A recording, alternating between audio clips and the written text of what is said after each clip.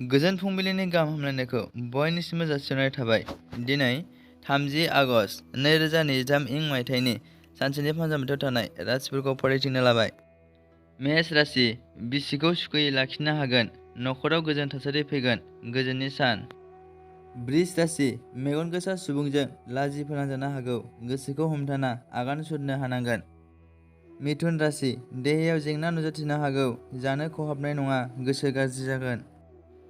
कर्कट राशि, नखराव दावराव दावसि सोमजिगोन, सांग्रां जाथारनांगोन, जेंना गोनां सान।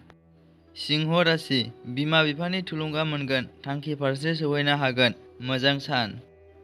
कन्या राशि, नंखाय फिसा बाथ्राखौ लानानै दावराव जागोन, सुथुर सोमजिगोन, सांग्रां जानाया गाहाम। तुला राशि, नखराव गाहाम खौरां फैगोन, हास्थायनायखौ मोनफुंनो हागोन, रंजानायजों सम बारहोहरनो हागोन। वृश्चिक राशि, गावनि अहंकार आखुनि थाखाय साजा मोनगोन, आंगोजों नासयजागोन, दुखुनि सान।